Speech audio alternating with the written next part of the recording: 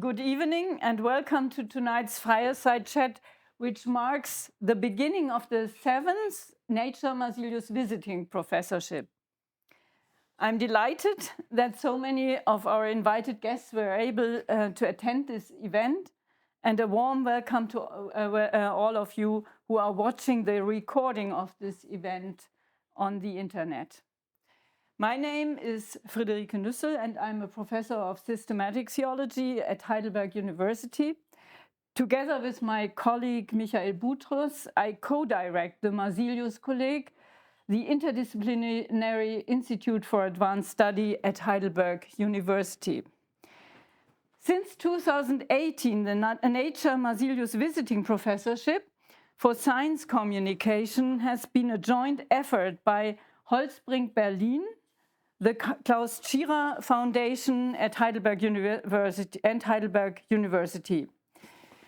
We are very happy about this institutional partnership and are therefore particularly pleased that Raphael Lang from the Klaus Tschira Foundation and Christine Laule, as representative of Holtzbrinck Berlin, are with us here tonight. The aim of the visiting professorship is to give students and scientists at all career levels the opportunity to develop and expand their scientific communication skills.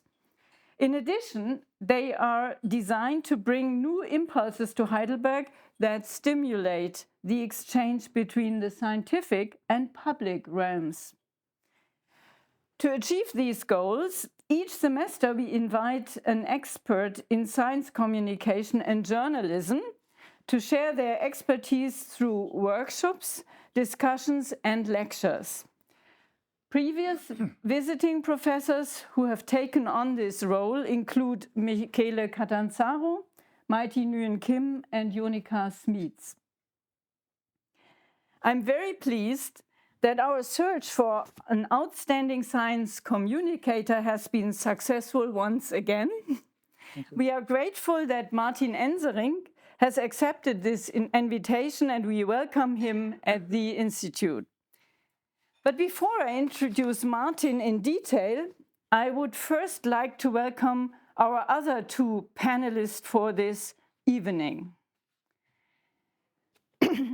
The first person I would like to introduce is Kathia Serrano-Velarde. She is a professor for political sociology at the Max Weber Institute of Heidelberg University and a current Marsilius Fellow. Kathia Serrano-Velarde's research interests include new modes of funding and organizing research, academic precarity, political discourses, and civic participation. During her Marsilius Fellowship, she is working on an interdisciplinary project with the cell biologist Joachim Kirsch. The aim of their collaboration is an empirical analysis of practices and conflicts regarding the authorship of scientific publications in the field of medicine. The second person I would like to introduce and welcome is Kornelius Kammler-Sücker. He is a postdoctoral researcher at the Center for Innovative Psychiatric and Psychotherapeutic Research, which is part of the Central Institute of Mental Health in Mannheim. Kornelius Kammler-Sücker holds master degrees in both physics and neural information processing. For his PhD, he researched the utilization of virtual reality and doppelganger avatars for the treatment of chronic back pain. From October 2022 to September 2023, Kornelius Kammler-Sücker was a young Marsilius Fellow and thereby part of the second class of early career researchers selected for this program. Finally, I would like to introduce to you the guest of honor for tonight, the incumbent Nature Marsilius visiting professor Martin Enserink. Martin Enserink studied biology, graduating with a master's degree from the University of Groningen. He went on to work for several publications in the Netherlands before moving to Washington D.C. in 1999. There he joined Science magazine as an online news editor and reporter. During this time in the US, Martin Enserink developed a focus on global health and infectious disease topics. He covered, amongst others, the 2001 anthrax letters in the United States and the Chinese response to severe acute respiratory syndrome in 2003. In 2004, he moved to Paris to work for Science as a European correspondent. He became European news editor in 2011 and international news editor in 2018. He has continued to cover disease outbreaks such as the West African Ebola outbreak of 2013 to 2015 and has edited much of Science COVID-19 coverage. From 2009 to 2012, he mentored 4 African science journalists as part of a program run by the World Federation of Science Journalists. Martin Enserink's work on science and health-related stories has taken him all over the United States and Europe, as well as to various Asian, African, and South American countries. He has also written extensively on topics like research ethics, misconduct, research funding, and scientific publishing. Currently, he is deputy news editor of Science and lives in Amsterdam. In 2004, 2008, and 2012, Martin Enserink won the Communications Award of the American Society of Microbiology. The winning stories on which he worked with a different science colleague each time dealt with SARS, malaria, and a suspected link between a virus and chronic fatigue syndrome. His story on golden rice was included in Best American Science Writing 2009. In 2019, his story on the eradication of yaws, a disfiguring bacterial disease, won the Communications Award from the American Society of Tropical Medicine and Hygiene. Martin, thank you for being here with us and for agreeing to take on the role of a Marsilius visiting professor. We are delighted to have you and look forward to your tenure with great anticipation. Well, thank you very much for the introduction.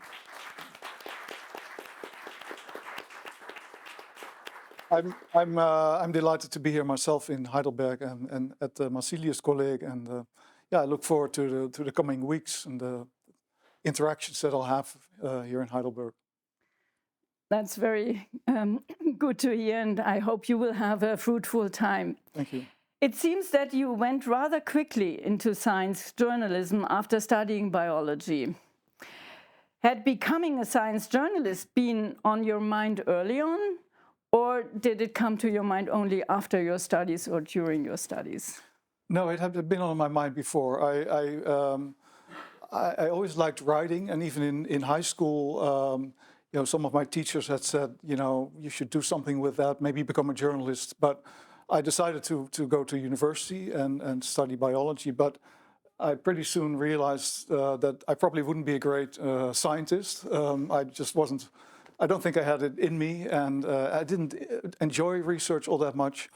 So, but I did finish, and then, pretty soon I started writing for a faculty newspaper and the university newspaper, and then one thing led to another, and I decided to become a journalist. Mm-hmm.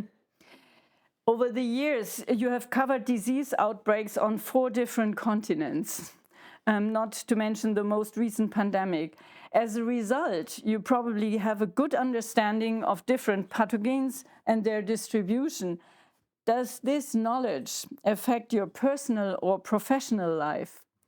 which not only requires you to travel extensively, but also to travel to places where some of the more notorious pathogens are most prevalent? Oh, that's a good question. Well, it doesn't. Well, it has affected me, like you said, when I go to places where there is an outbreak. I've been I went to China in 2003 during the SARS outbreak, although it was already dying down a little bit. And I went to West Africa, to Guinea, to write about Ebola. And at those moments, yeah, you are concerned about your personal safety. Other than that, I'm not too. I know a lot about many different bacteria and viruses, but I'm not too panicky about them myself. So in that sense, it doesn't affect me all that much. I mean, but you do get a better sense maybe than some other people about the suffering that they cause, that these diseases. You know, the impact on people, on patients, and on societies. That is clearly something that my work has driven home to me. Yeah. One may probably need some kind of resilience to do this job. Let me come to a quite different question. You have been working on scientific fraud and other academic misconduct. Yeah.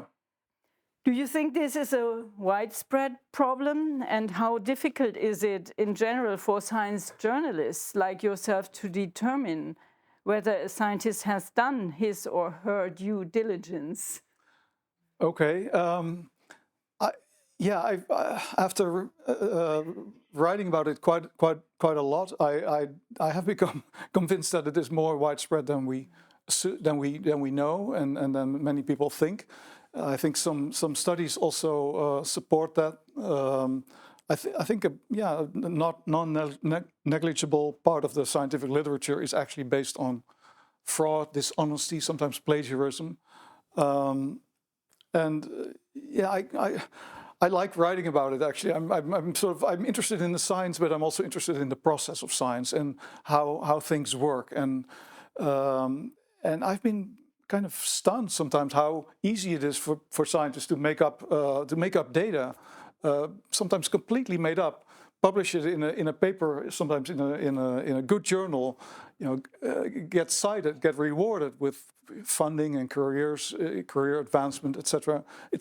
I think it's quite easy, and I think the mechanisms in science aren't always there to correct it. So that sort of fascinated me, and I've written quite a bit about it. Your second question is it easy to tell? It's not always easy, and often you need other scientists to help you see, okay, that paper, there may be something wrong with that. I've relied on whistleblowers multiple times, people who told me, you should look into that, there's something wrong with this paper. And one of the sessions I'm organizing here in Heidelberg is about whistleblowing, and also about the dangers, the risks that implies for especially for young scientists who don't have a fixed position yet. So yeah, no, it's not easy, and it's also legally risky. Obviously, if you write about fraud, you have to make sure that your story is bulletproof, as we call it, because people might sue you if you're wrong. Mm-hmm. Yeah. You want to comment on that? I actually want to ask Martin a question. Why do you think these people come to you? I mean, they could go to their colleagues, they could go to the associations, they could go to the funders. Why do they come to you?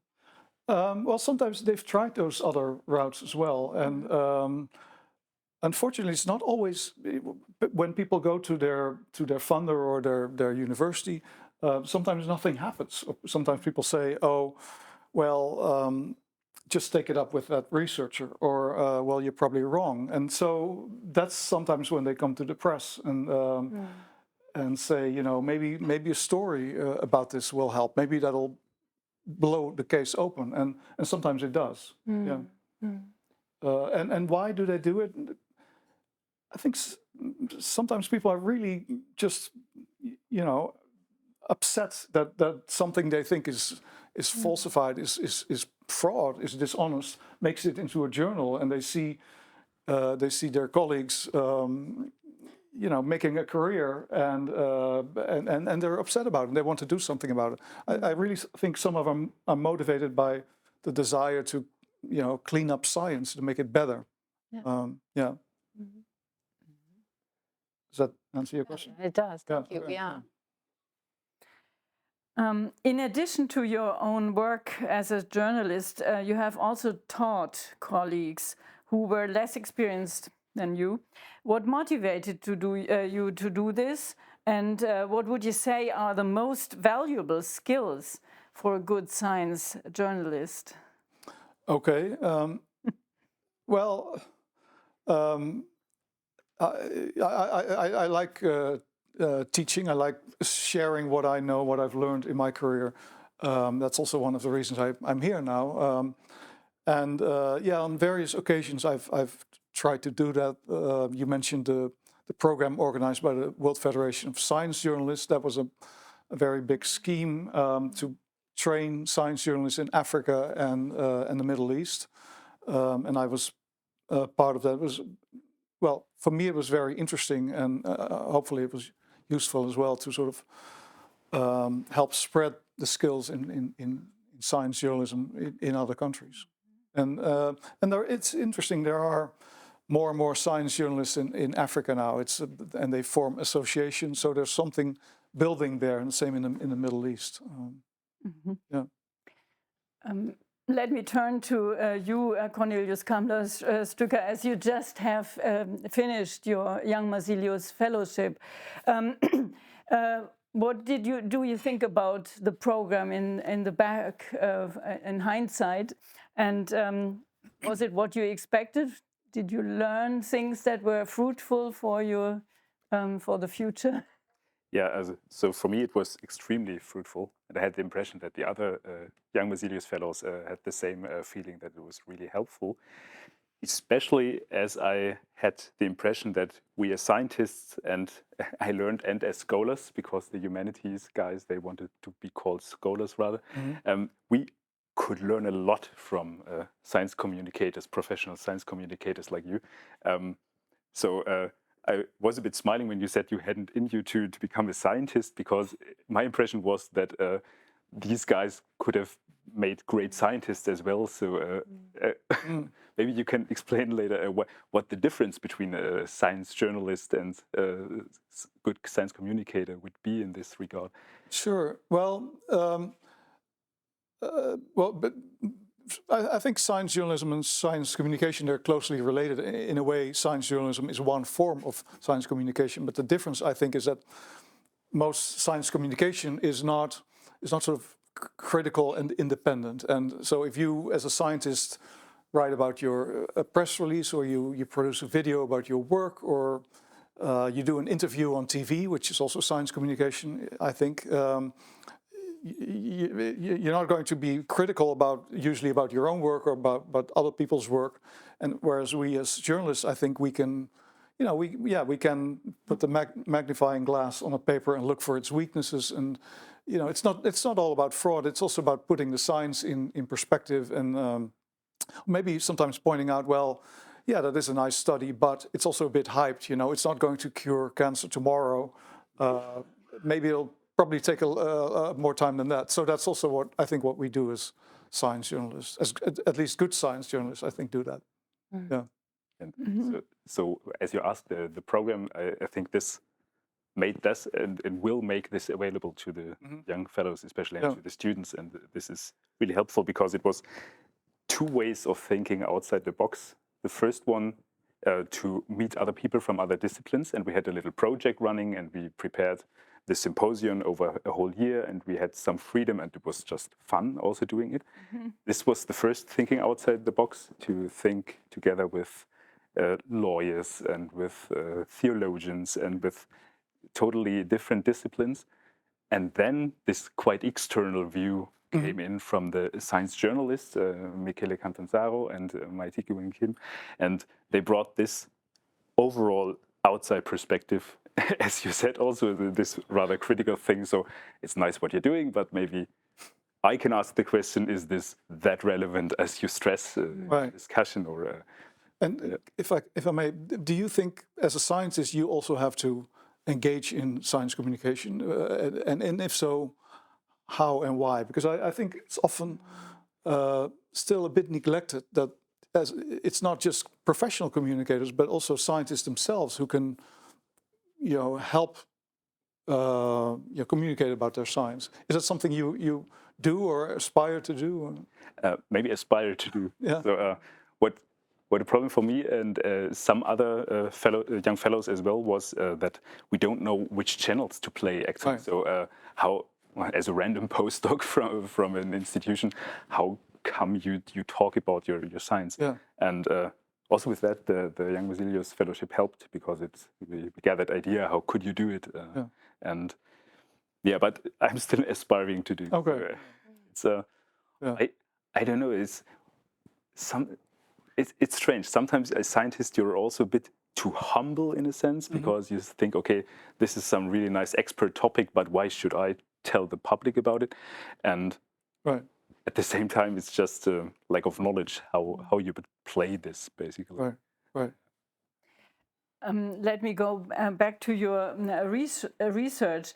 You started as a physicist and now are mainly involved in the virtual reality laboratory of the Central Institute of Mental Health.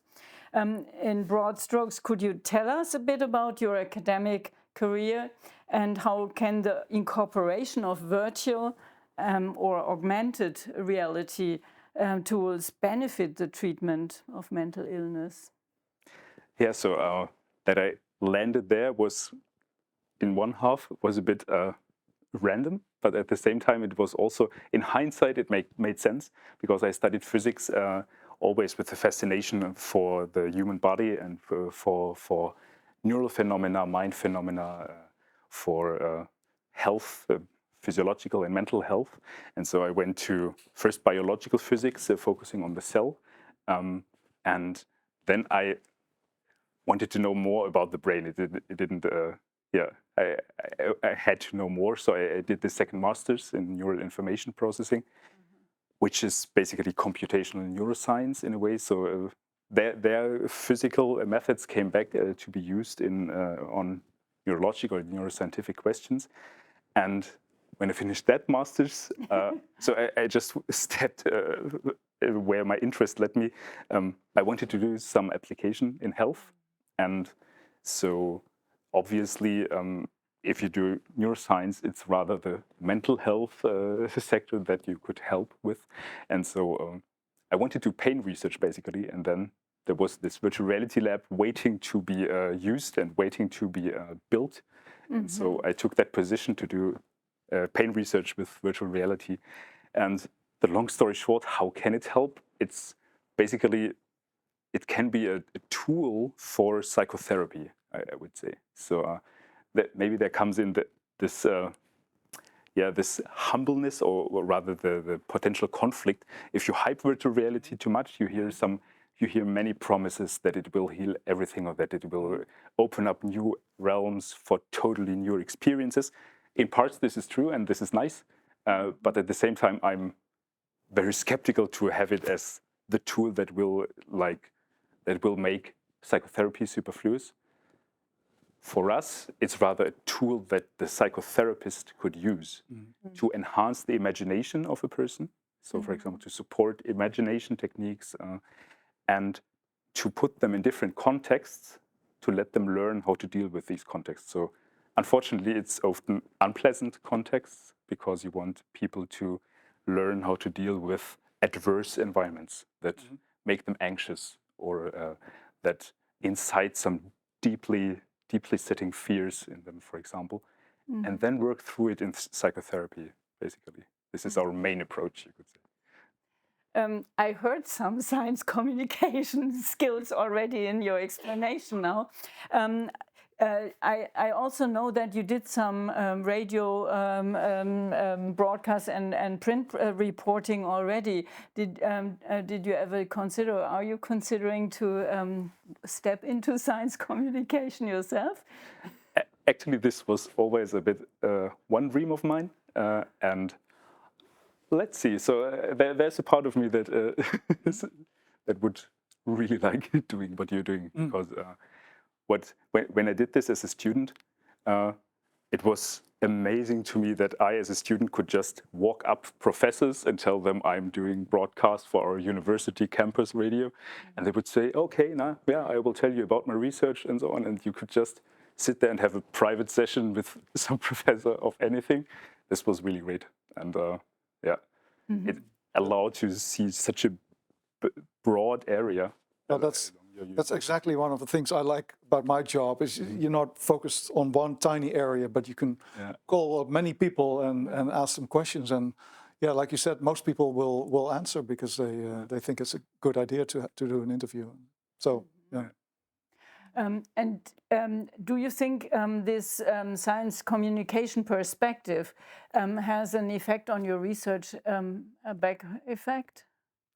I would say so, yes. Especially as my research is very interdisciplinary, and in its specific field, it's quite small still, because it's just a growing field. And to be honest, we don't know where it will lead yet. And so when you write proposals for grants, or when you write paper drafts, it's you have to keep in mind that your audience is probably mixed. So you will have physicians in the audience, you will have psychotherapists, physicists like me, maybe neuroscientists. So even in the scientific audience, only few will read it, but they will have diverse backgrounds. So I think it helped me to try to find like a language that can address several disciplines that would be understandable, to people from many fields, kind of.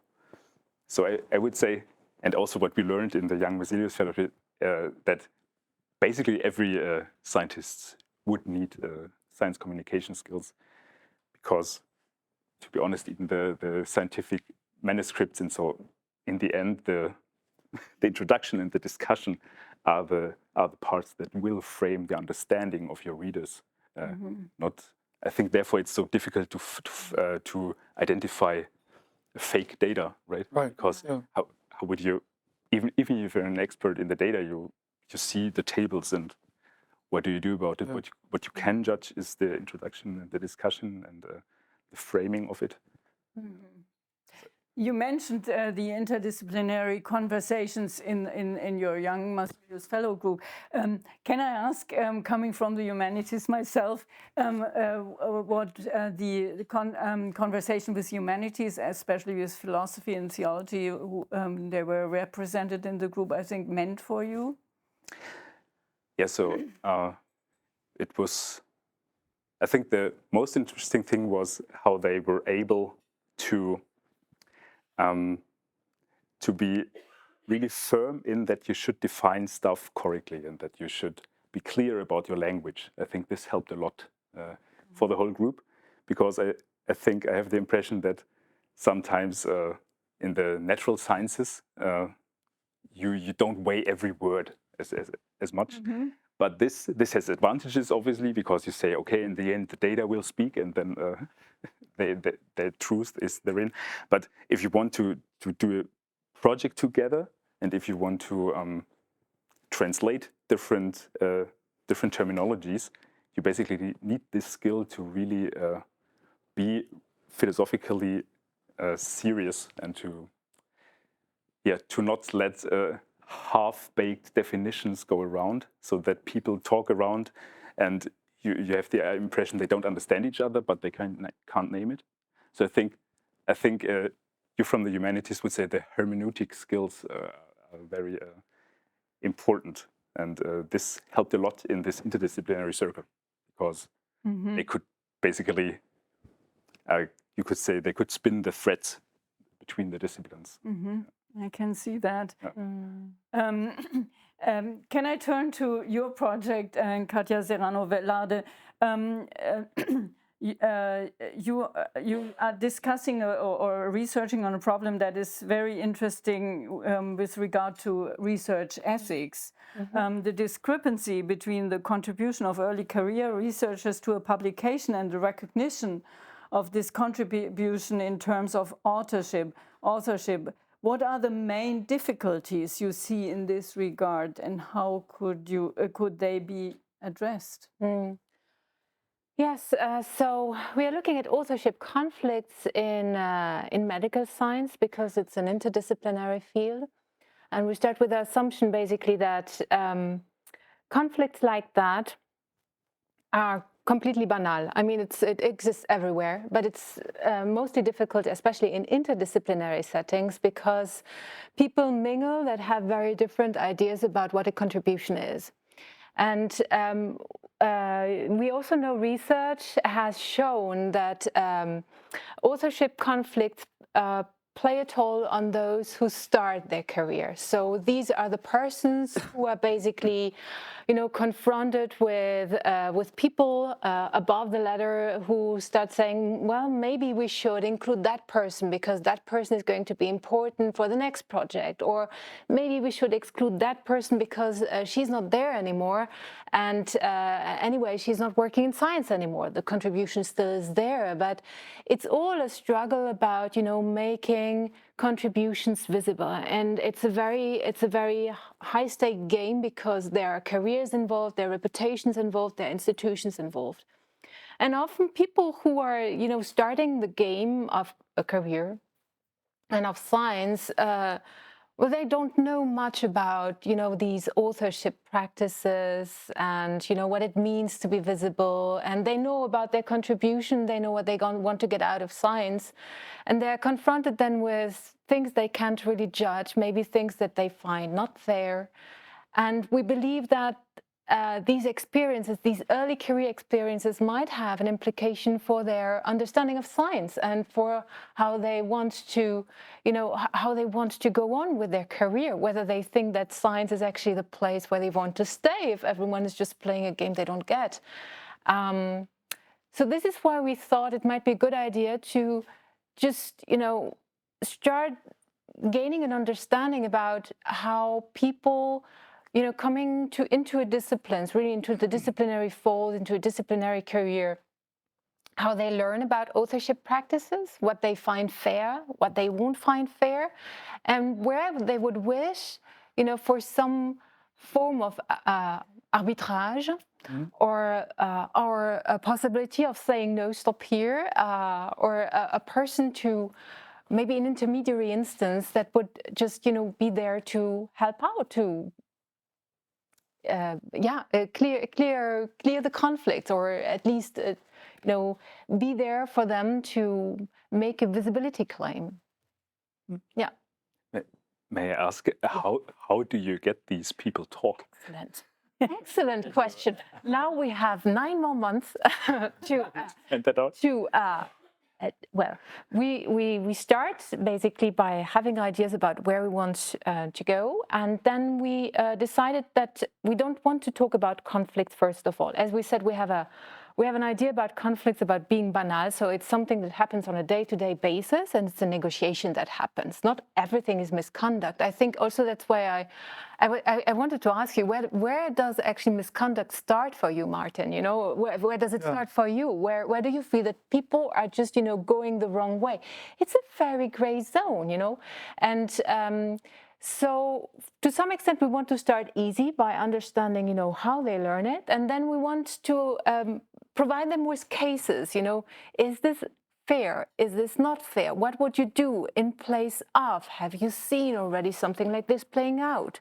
And something like that, just to get an idea about what is considered to be fair and not fair, and where do people feel that they have actually the room to maneuver these games, these plays of power, because this is what authorship conflicts are inherently about.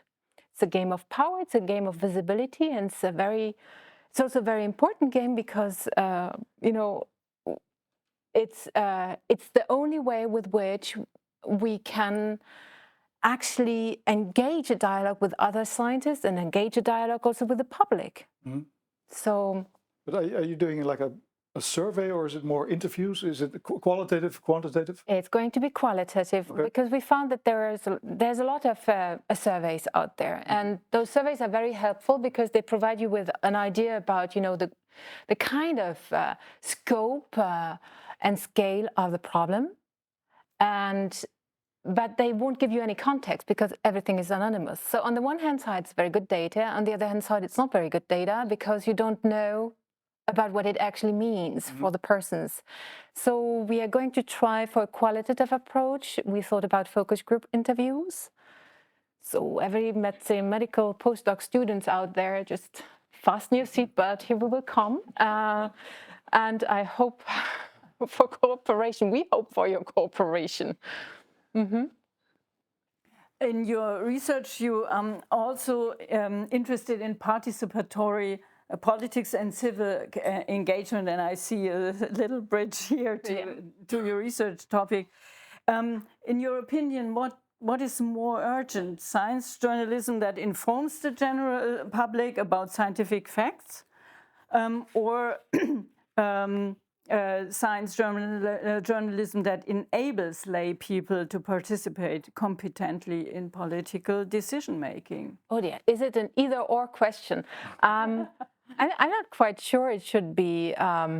I think they both fulfill very different functions. I think that what Martin does, and I've had the opportunity of reading a few of your articles, is really to give us the means to talk about scandalous things, things that are clearly misconduct, and that just, being able to talk about these things will remind us where the line has to be drawn, because as I said, it's a gray zone.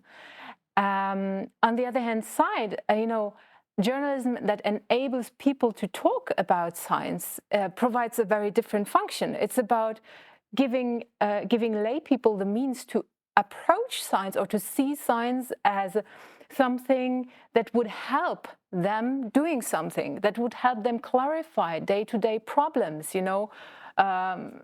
to engage with a science that is not somewhere in an ivory tower, but that is ready to actually discuss with them. And that is actually, I think, I think it's very important for democracy. Honestly, I think that science knowledge and knowing that science is there for you, because one, you are actually paying your taxes if you're, a good German citizen and so on, and but also you kind of can expect the science system to be more than just a knowledge-producing machine that is there for elitist purposes, that from time to time happens to do something for you, but you don't know at what regularity. And I think that could benefit, that could be beneficial for us too, because then we would basically deal with problems that are not born out of our creation and because we are so smart and thinking a lot about things, but because these are problems that are rooted in human experiences. And I think that that is worthwhile thinking about. Yeah, and if I can clarify, it's not that I'm only interested in fraud and all that kind of stuff.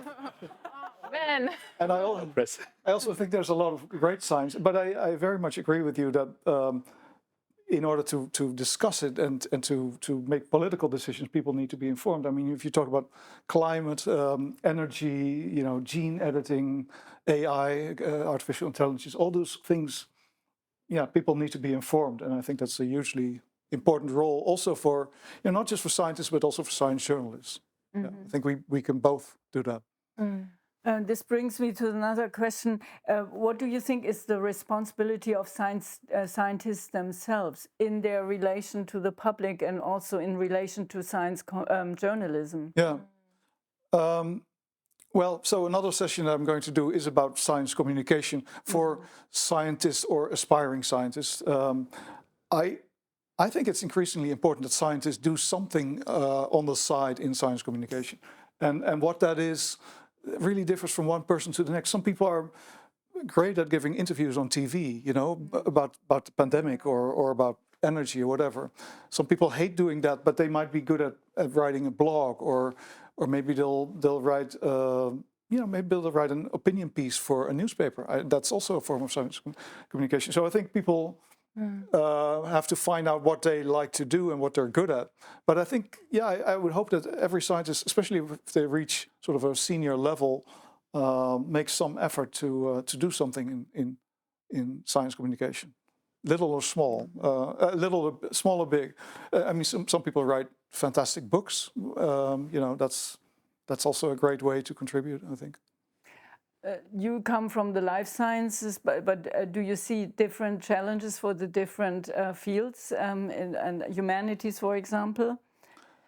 Yeah, I've not very rarely written about the humanities.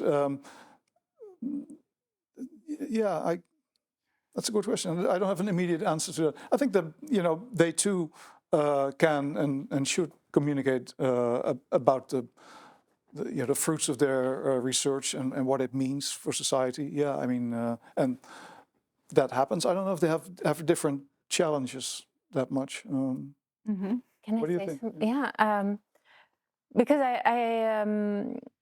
I do think, and it relates also to what you said. I think every discipline has their own science communication repertoire.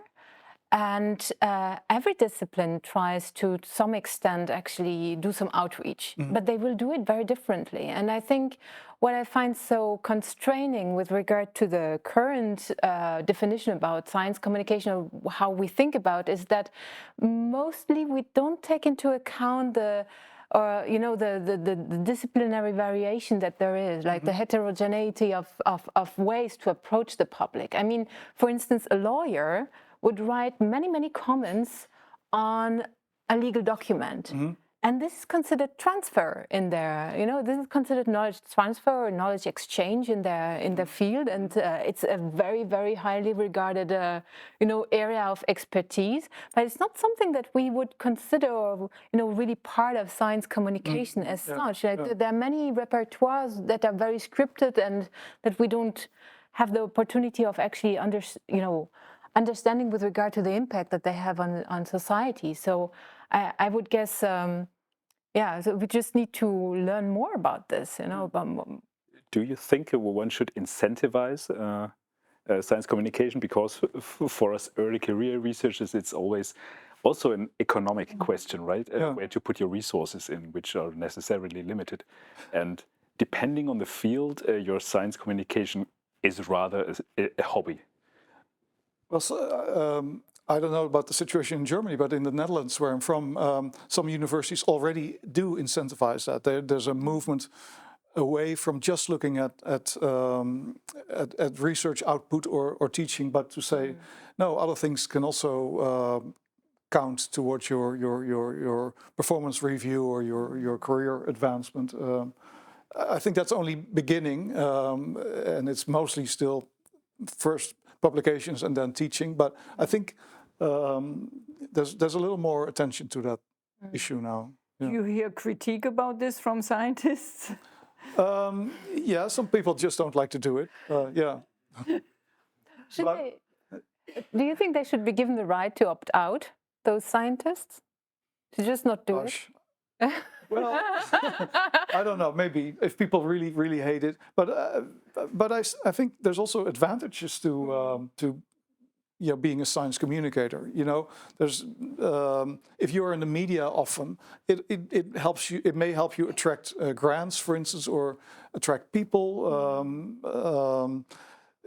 You may get to know other scientists. I think it's sometimes in your own benefit, and some scientists see that very clearly, and others are more hesitant, I guess. And one other thing also, I think, you can inspire people and stimulate curiosity among young people. And if you write a book about cosmology, it's probably not going to be relevant for society, but it might inspire some young kids to pursue a scientific career. So that's also a reason to do it, even if it's not a direct benefit to yourself. That's how I see it. I'm tempted to ask why it wouldn't be interested for the public to learn about cosmology. No, the public finds it fascinating. Those books sell very well. No, that's what I mean. It may not be relevant to societal debates, or it doesn't have political implications. Or maybe it does when you discussing a new space telescope that costs $1 billion or something like that. But otherwise, there's no policy involved. But it's still fascinating research, and it deserves to be discussed. But can I ask Kornelius a question? Because I really liked your question about, do you think, you know, we should do this as young scientists? What would be an incentive for you as a young scientist to do more science communication? How, you know, how would you feel motivated to do more of it instead of publishing articles or no? I think in my case it wouldn't need to be the positive reward. It would suffice that negative punishment would be taken away, so that if I just knew, okay, this is somehow also calculated in a metric when you're applying for jobs, and there's this weighted sum of different aspects, and you know, okay, one part of this weighted sum will be your science communication stuff. I think this would suffice for me to do it. And actually, when I asked the question, it was really an open question, because from the audience perspective, I think I also don't want to listen to science communication from scientists who have been forced to do it, right? Because nothing more boring than that, right. Or also not to hear from scientists who's just doing it to basically go on a selling tour for his next grant proposal. Right. So I'm also not sure how I would myself decide this question. I think for many scientists, it would be enough if they knew, okay, it's not actually harming your career if you put too much resources into it. But also it's often, you know this quite well from your research, for us it's often very intransparent what this weighted sums will be considering, and what parts won't be in there. So yeah, I think a bit more clarity would help. And then there's a lot of idealists in science, right? So especially with cosmology, in my young Marsilius class, there was a cosmologist, and she actually goes. She's from Columbia, and she travels regularly to Columbia to visit her old school, to talk to students, and to encourage them to become astronomers. So I think you would unleash great potential. I think that the inspiration factor is really important. But you were speaking of the audience, and we should maybe use this and include the audience to ask questions if there are any. Yeah. Martin, you've witnessed several disease outbreaks in different contexts, for example, the anthrax, Ebola, and COVID-19 as a science journalist, which I think is fascinating because you could see things, probably look behind the scenes. And if you look at the scientific response to these threats, did you see any common motives, any learnings, and what would you teach young scientists to be better prepared next time? Oh, that's a great question. Well, one thing I learned is that it depends very much on the disease and on the context. Like with Ebola, it's a completely different context than say HIV or malaria or whatever, and Ebola outbreaks happen in Africa, so they're in poor countries. There's much less science than into diseases that afflict people in Western countries. That's the differences, the disparities are huge. That's one important thing. What I find fascinating about this field is that it's never just a science. There's always economics involved, human behavior, politics, geography, ecology, insects, the weather, the climate. Infectious diseases are incredibly multifactorial, so that makes it really fascinating. And often the science is only the real science is only a small part. I mean, you can develop a vaccine for a disease, but if there's no money to pay for it, then it's not going to work, not going to help. Or if people don't want it because they think it's dangerous, or it will sterilize them or give them horrible side effects, then it also doesn't work. So I think in infectious diseases and global health, the science operates in a very complex environment, and there's no one. I have been surprised in the pandemic at how how chaotic and often irrational the response has been. I mean, in the past I wrote about Ebola in Africa, for instance, and you learn that there's a lot of mistrust there, and people think that maybe Ebola was brought there by the CIA or Western doctors or whatever. Maybe it's a plot to kill people or to... and you're like, oh gosh, how terrible that these people have all these beliefs, and then they send in anthropologists to find out where these beliefs come from and what you can do about it, how you can relay the information. But I'd never thought that we'd see exactly the same thing in the Netherlands and in Germany with COVID. The misinformation about the vaccines and about and how it spreads. So that's been a real kind of eye-opener for me, I guess, just how complex it all is, and that the vaccines arrived in a very short period of time, but there was also huge controversies around them in ways that I hadn't anticipated. Yeah. Yeah. Maybe just for the sake of the argument, I wanted to ask whether the ivory tower has something positive about it. So we are now going towards a discussion where everybody agrees basically that it's great to have a great outreach and that every researcher should do that. But I'm not so sure. Couldn't it be that there are people who are simply good scientists and are not good communicators? And is this so bad, actually? Because I fear that universities, for example, then start to say, okay, everybody should do this in a certain sense. And is this exactly what we should do? Is this so great? You gave this, the best example yourself, saying that maybe the scientist wasn't in you. So you're a wonderful communicator. So this might be exactly the time and place for a professional, for somebody who really does exactly that, communicating what science has done and can potentially do to a broader public. And on the other hand, maybe somebody does his great research just in secret and is happier and maybe more profound in doing it by himself or with the group or the team or with other researchers. Mm-hmm. Could that be? Or so just to make the point of the opposite from, Yeah, well, Kathia asked, should some people be able to opt out? I said maybe. I think there's still a difference, however, when people, when the communication is done by people like me or science communicators or by scientists themselves. I think there's something in some ways more authentic or more original about having a scientist talk about that research on the climate, for instance, and also more. It carries more weight, I think. I mean, if a scientist says, this is what's happening in Antarctica right now with the ice shelf, it's different than when you read it from a journalist. So I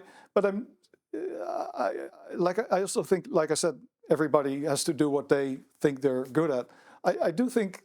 I mean, you also asked what is their responsibility towards the media.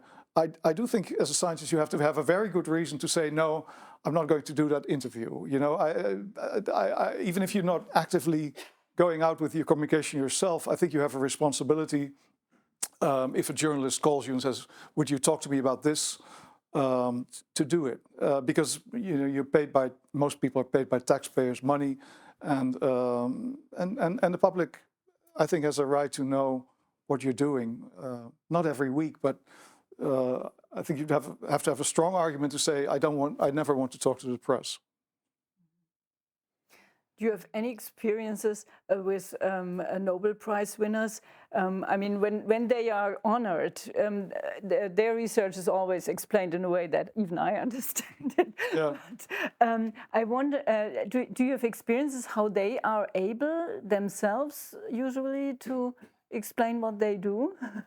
I think it varies widely, just like everything else. I mean, there's some people who've been wonderful communicators, and others not so much. I'm not sure. Yeah, and some have been. There's also a lot of Nobel laureates who've sort of gone off the deep end a little bit. Who sort of became, started becoming non-scientific. Let's put it that way after they won the Nobel Prize. So Yeah, I think I think they're probably just like the rest of the scientists. Some really good and others not so much. Any further questions, please? So Martin, hearing about your two interests, I was wondering about the link between them.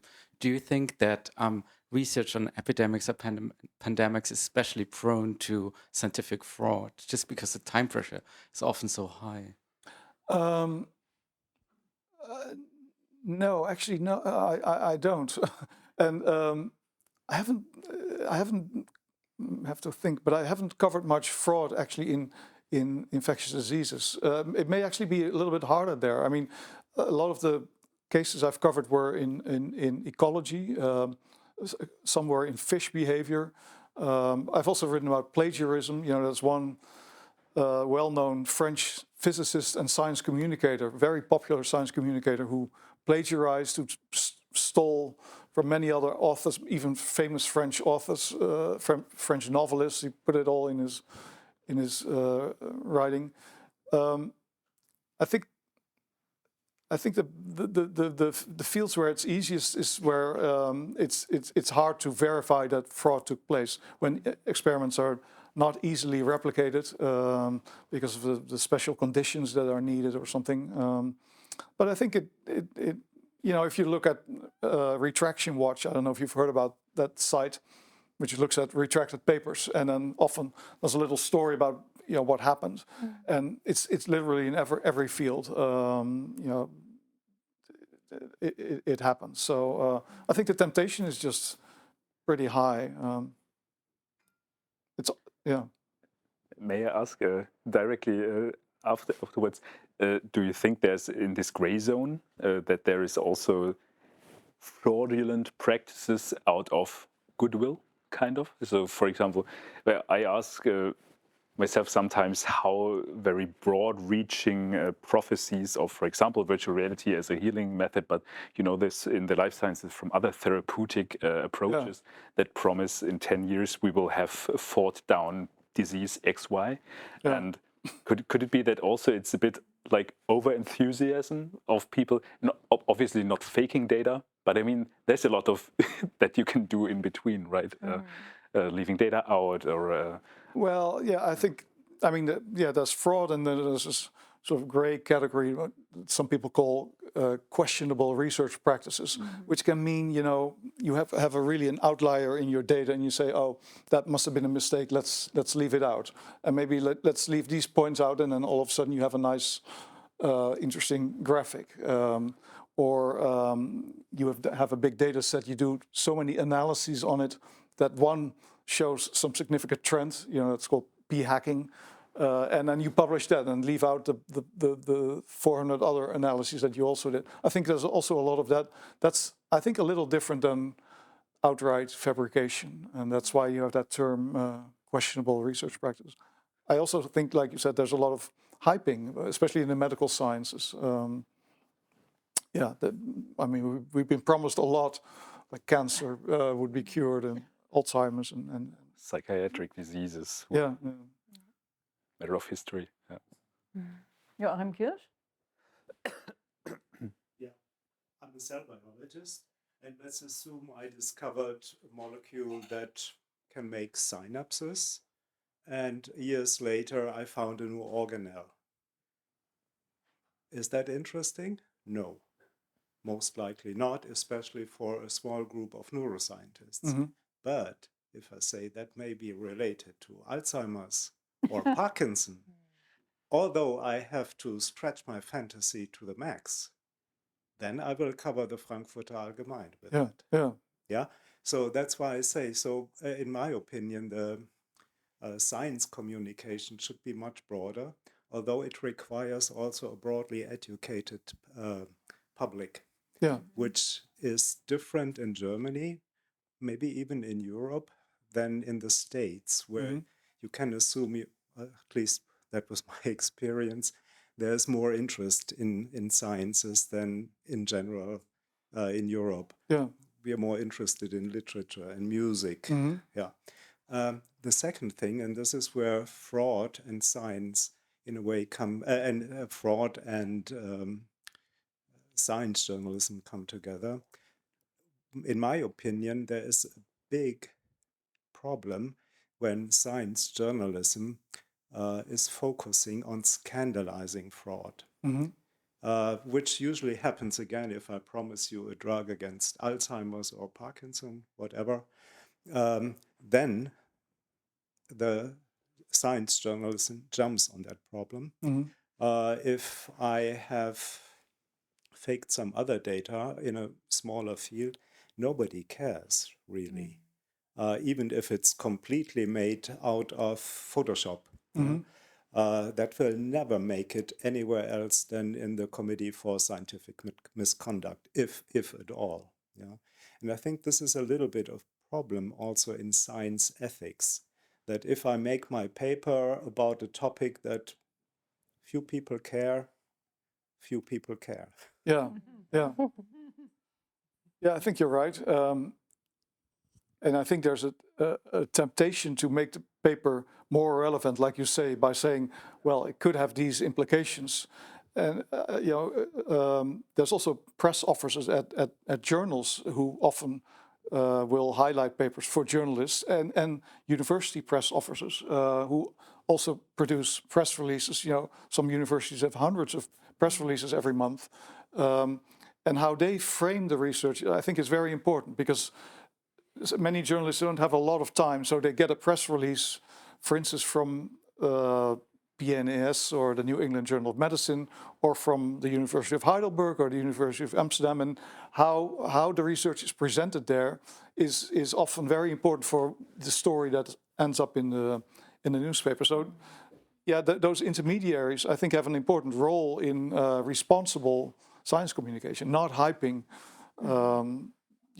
It's okay to explain the relevance, but don't exaggerate it. Yeah. You could. Standing of science journalism amongst other journalists in some sense. Yeah. It's maybe anecdotal or just an impression, but I had the impression that sometimes when something really important happens, be it a pandemic or be it really a big discovery, it seems that quite a few times science journalists are kind of pushed to the side to get the kind of whatever, the big news reader, the already famous for whatever politics or whatever journalism, gets the main spot, and then actually things often get garbled and get imprecise or even kind of misleading. Yeah, I think that is true to some extent. Well, for instance, in the pandemic, that was such a big story that many newspapers put half of their journalists on it. And normally the science journalists are considered sort of in many papers as the sort of the nerdy little crew that they they do their own thing and it's fine. And but with stories like that, everybody is on it, and then. I think that the risk of mistakes also grows, because then if you have me report on a football match tomorrow, it will be a terrible story. So and likewise the opposite can also happen. Yeah.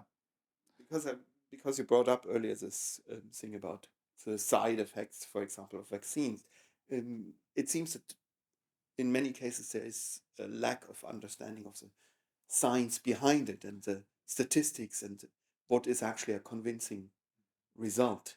Yeah, If you, let's say, if you personally lack the understanding, of course, you're not bringing it to the public. Right. No, I think at many newspapers, science journalists are sometimes the people who keep the nonsense out of the paper. An editor-in-chief may say, "Look, isn't this really interesting? This new breakthrough treatment for disease X or Y." And sometimes they go to the science desk, and those people say, "Well, that looks good, but it's not. It's just not. Trust us. It may seem like a good story, but we shouldn't do it, or we should put it on page 17 with some caveats." So I think. Yeah, I think science journalists sometimes play that role within big news organizations. But sometimes they're also ignored and the story still lands on page 1. Herr Vanberg? I wonder if sometimes the pressure to engage in science communication can backfire. I'm thinking, as I'm an economist, a behavioral and experimental economist, so there's connections to social psychology, and there have been a lot of scandalous cases of people in behavioral economics and social psychology faking data. The latest example is Dan Ariely and other people. And these people are scientific superstars at top American universities. They have their jobs thanks to the fact that they can write best-selling books. They give TED Talks and everything.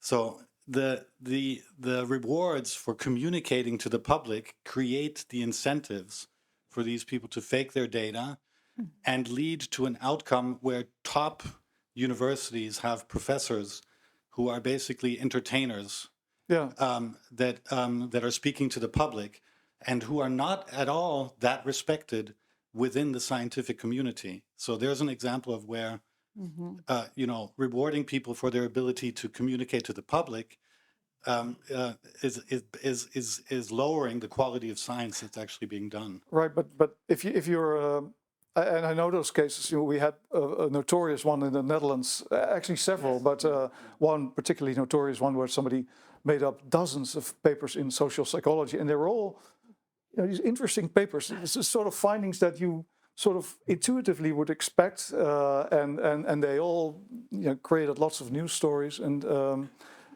but I don't think if you're a science communicator, that is no excuse or no reason to make up data, right? I agree. It can be. It can be tempting. You're right. It goes together sometimes. The fraudulent or sloppy research and the communication. I agree. It's a good point. Yeah. But it doesn't have to be that way, I think.